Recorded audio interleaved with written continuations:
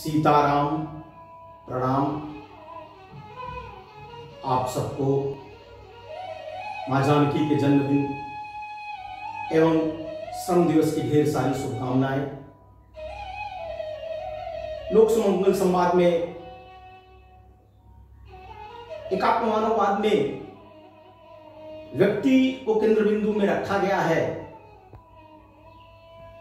आज हम एकात्म मानववाद में लोक क्या है उसकी चर्चा करेंगे। सामान्य रूप से साहित्य की भाषा में हम जाते हैं तो शब्दों का एक शब्दार्थ होता है, भावार्थ होता है, एक गुह्यार्थ होता है। भाव को, शब्दों के भाव को भी समझना पड़ता है, उसके गूढ़ भाव को भी समझना पड़ता है, उसके अर्थ को भी समझना पड़ता है। तो सामान्य भाषा में लोक का अर्थ जन से लगाते हैं, मनुष्य से लगाते हैं। दीनदयाल जी ने एकात्म मानववाद में जो लोक की संकल्पना की है, तो लोक से लोकतंत्र तक लोक को पहुंचाया है। आज दीनदयाल जी ने लोक की जो चर्चा किया है उसमें से व्यक्ति निर्माण की बात किया है। लोक मन संस्कार करना यह परम गति साधना है, हम गीत गाते हैं। और जब लोक की बात होती है तो दीनदयाल जी से लेकर के ऐसे देश के तमाम विचारकों ने कहा कि लोक संपर्क, लोक संग्रह, लोक संस्कार और लोक व्यवस्था, यह चार बातें लोक के लिए बहुत जरूरी है। यानी हम इस समाज को खुशहाल बनाना चाहते हैं, परम वैभव के शिखर पर ले जाना चाहते हैं, लोक का जीवन मंगलमय बनाना चाहते हैं, सुमंगलमय बनाना चाहते हैं, तो हमको व्यक्तियों को पहले अपने संपर्क में लेना पड़ेगा। यानी कहा गया है कि लोक संपर्क करना एक संगठनकर्ता के लिए, एक सामाजिक कार्यकर्ता के लिए, क्योंकि लोक संस्कार एक ऐसा काम है जो आप तमाम सामाजिक काम कर रहे हैं, अगर व्यक्ति ठीक नहीं हुआ तो सामाजिक काम का कोई महत्व नहीं है। आप गौशाला चलाते हैं, वृद्धाश्रम चलाते हैं, अनाथालय चलाते हैं, शिक्षा केंद्र चलाते हैं, यह सब कुछ सामाजिक काम करने की आवश्यकता है। लेकिन अगर हमने यहां के लोगों का जीवन संस्कारमय नहीं बनाया, यहां के लोगों में अगर व्यक्ति निर्माण नहीं हुआ, वह सामाजिक नहीं बने, वह संस्कारित नहीं बने, तो यह जितना हम सब चीजें व्यवस्थाएं खड़ी कर रहे हैं वह सब तहस नहस हो जाएंगी। इस तरह से आप देखेंगे कि जितने ऋषि मुनि हुए उन्होंने व्यक्ति निर्माण को प्राथमिकता दिया, संस्कार को प्राथमिकता दिया। इस तरह से डॉक्टर हेडगेवार जी ने भी कहा कि यह देश आजाद हो जाएगा, लेकिन यहां के लोग अगर संस्कारित नहीं हुए, उनके अंदर देशभक्ति, सामाजिक संवेदना, कर्मशीलता, विनयशीलता नहीं आई, तो इस आजादी की कोई गारंटी नहीं है। इस नाते से 1925 में उन्होंने राष्ट्रीय स्वयंसेवक संघ का जो काम प्रारंभ किया, उसमें व्यक्ति निर्माण को प्राथमिकता दिया। सभी दुनिया की समस्याओं का समाधान संस्कारित व्यक्ति है, संस्कारित समाज है, संस्कारित राष्ट्र है। इस तरह से जितने ऋषि मुनि हुए उन्होंने प्राथमिकता के आधार पर एक में वो काम किया, वह व्यक्ति निर्माण का काम किया, संस्कार का काम किया। हम बदलेंगे, युग बदलेगा। व्यक्ति संस्कारित होगा तो समाज संस्कारित होगा, परिवार संस्कारित होगा, राष्ट्र संस्कारित होगा।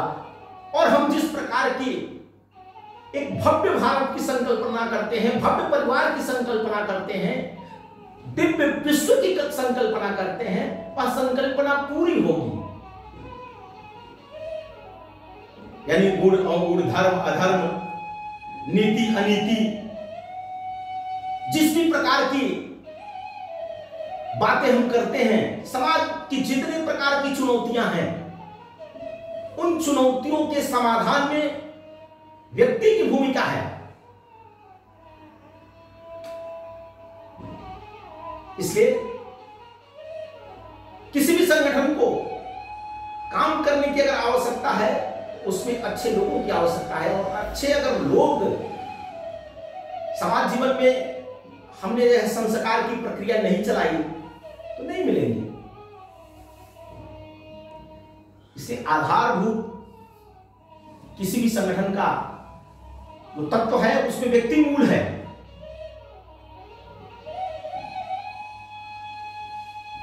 तो व्यक्ति निर्माण करना, तो उसके क्या स्टेप हैं? तो उन्होंने कहा कि व्यक्ति को पहले लोक संपर्क करना, यानी व्यक्ति को मिलना जुलना, धीरे धीरे अपने संपर्क में ले आना, फिर उनको जुटाना, यानी लोक संग्रह। उन्होंने कहा हम सामाजिक काम कर रहे हैं तो पहले लोक संपर्क करना, फिर लोक संग्रह करना, फिर लोक संस्कार करना।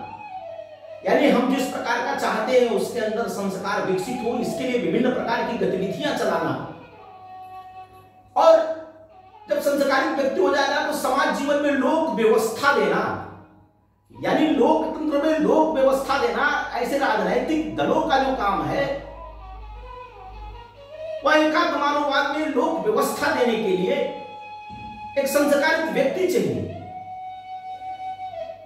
तो यह 4 मूल काम उन्होंने बताया कि लोक संपर्क करना, लोक संग्रह करना, लोक संस्कार देना और लोक व्यवस्था देना। यह किसी भी संगठन का मूल काम है। तब हम जिन चुनौतियों का भी मुकाबला करना चाहते हैं वो चुनौतियां हमारे सामने टिक नहीं पाएंगी।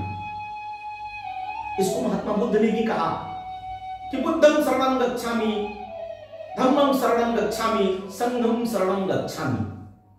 पहले कोई भी कार्यकर्ता के व्यवहार से जुड़ता है। हमारे संपर्क में कोई भी आएगा तो पहले हमसे प्रभावित होकर के आएगा, फिर हम उसको संगठन बताएंगे, विचार बताएंगे, फिर वह राष्ट्र समाज के लिए काम करेगा। तो इसमें व्यक्ति मूल है। व्यक्ति से व्यक्ति जुड़ता है, व्यक्ति से व्यक्ति को देख करके व्यक्ति के अंदर संस्कार आते हैं, और फिर हम जिस प्रकार के समाज की संकल्पना करना चाहते हैं, जिस प्रकार का हम समाज देखना चाहते हैं, उस प्रकार का समाज बनता है। यानी हमारे यहां 16 संस्कार की बात की गई। हमारे यहां कोई भी धर्म हो, वह व्यक्ति को प्राथमिकता देता है और व्यक्ति निर्माण का काम उसके एजेंडे में प्रथम है। तो एकात्म मानववाद में भी हम सामाजिक काम कर रहे हैं, हम राजनीतिक काम कर रहे हैं। एक कार्यकर्ता होने के नाते प्रथम पुरुष ही हमारा विचार है, हम बदलेंगे, युग बदलेगा, समाज बदलेगा, यह हमारा संकल्प है। तो हम एक एक कर इस चैन को बढ़ाने वाले हैं। यानी हमारे सद्गुणों से दूसरे के अंदर सद्गुण आवे, इसके लिए हम आदर्श बने, आदर्श कार्यकर्ता हम खड़े हों, फिर आदर्श परिवार खड़ा हो, फिर आदर्श समाज खड़ा हो, फिर आदर्श देश खड़ा होगा। तो आदर्श विश्व की जो हम संकल्पना है हमारी, वह पूरी होगी। आज जब हम विश्व की, देश की चुनौतियों की चर्चा करते हैं तो लगता है कितने प्रकार की चुनौतियां हैं। गरीबी है, बेरोजगारी है, भुखमरी है, पर्यावरण का संकट खड़ा है, संस्कार का संकट खड़ा हुआ है, कुशिक्षा है, अराजकता है। इन सब समस्याओं के केंद्र बिंदु में व्यक्ति है। और अगर हम इन सबको एक साथ दूर करना चाहते हैं तो सबको, आपका कोई भी उद्देश्य हो, उसमें व्यक्ति निर्माण को प्राथमिकता देनी पड़ेगी। इसलिए संगठन शास्त्र में जो लोक संपर्क, लोक संग्रह, लोक संस्कार, लोक व्यवस्था की बात की गई है एकात्म मानववाद में, उसको एक सामाजिक राजनीतिक कार्यकर्ता होने के नाते से सबको फॉलो करना चाहिए। यानी हमने हमारे मन में जिस प्रकार के समाज की संकल्पना है, उस प्रकार के वर्ष भर में हम 5 कार्यकर्ता जोड़े क्या, और 5 कार्यकर्ता अगर जोड़े तो उसमें हम जिस संस्कार की चर्चा कर रहे हैं वह 2-4 में भी दे पाए कि नहीं दे पाए, फिर वह संस्कार पाए तो उस व्यवस्था के लिए काम कर रहे हैं कि नहीं कर रहे हैं। इसलिए जो सिंहावलोकन की बात करते हैं हम, कि सिंह आगे चलते हुए पीछे भी पलट करके कभी कभी देखता है, इस नाते से हम सामाजिक काम कर रहे हैं तो हमको भी कभी कभी अपना मूल्यांकन करना चाहिए, आत्ममूल्यांकन करना चाहिए। सामाजिक जीवन में हम काम कर रहे हैं तो हमने वर्ष भर में कितने कार्यकर्ता जोड़े, उनके अंदर कितना संस्कार आया, कितना वह समाज के लिए काम कर रहे हैं। हमको अपना आकलन प्रतिदिन प्रतिवर्ष करते रहना चाहिए, तब हम जिस परममय भवन में तुम्हें तत् स्वराष्ट्रम की बात कर रहे हैं वह हमारा संकल्प पूरा होगा। यानी हम अपना काम कर रहे हैं और उसका हिसाब किताब नहीं रखते, ये एक कार्यकर्ता के लिए ठीक नहीं है, एक व्यक्ति के लिए ठीक नहीं है। हमने अपना जीवन उद्देश्य तय किया है, उसमें हमारा भी अपना भी आकलन करते रहना चाहिए, अपने काम का भी आकलन करना चाहिए। यह संगठन शास्त्र के लिए आवश्यक है। एकात्म मानववाद में इन बातों की गहन चर्चा किया है पंडित दीनदयाल उपाध्याय जी ने। यानी हमारे पास अमूल्य निधि क्या है, तो हम कहते हैं कि हमारे पास अमूल्य निधि धन दौलत नहीं है, तो क्या है, तो इन सब चीजों को जुटाने के लिए जो हमारे पास श्रम है यानी समय है। तो आज हम श्रम की भी कहीं कहीं चोरी करते दिखते हैं लोग, यानी शरीर को बचा रहे हैं। समय का हमारे पास, हम पैसा तो लिखते हैं कि इस मद में यहां इतना इतना खर्चा किया, यहां इतना खर्चा हुआ, यहां इतना खर्चा हुआ, लेकिन हमारा दिन भर का जो 24 घंटे का समय है वह किन कामों में खर्चा हुआ। कहीं लोक हित के काम में खर्चा हुआ, कहीं संगठन के काम में खर्चा हुआ, कहीं अपने व्यक्तिगत उन्नयन के लिए खर्चा हुआ, या हम दिन भर ऐसे ही विश्राम करते रह गए, किसी अन्य अनुपयोगी काम में अपना समय व्यर्थ किया। इसलिए अपने जीवन को बनाने के लिए, समाज जीवन को बनाने के लिए, राष्ट्र जीवन को बनाने के लिए जो एकात्म मानववाद में व्यक्ति निर्माण प्राथमिकता दी गई है, वह लोक कल्याणकारी समाज कैसे बनेगा, इसके लिए लोक को अपने से जोड़ना, लोक को संस्कारित करना, लोक को व्यवस्था देना, यह सब हमारे काम है। और इस काम में परमात्मा हमारा सहयोग करे, हमको यशस्वी बनावे, यही प्रभु से प्रार्थना करते हुए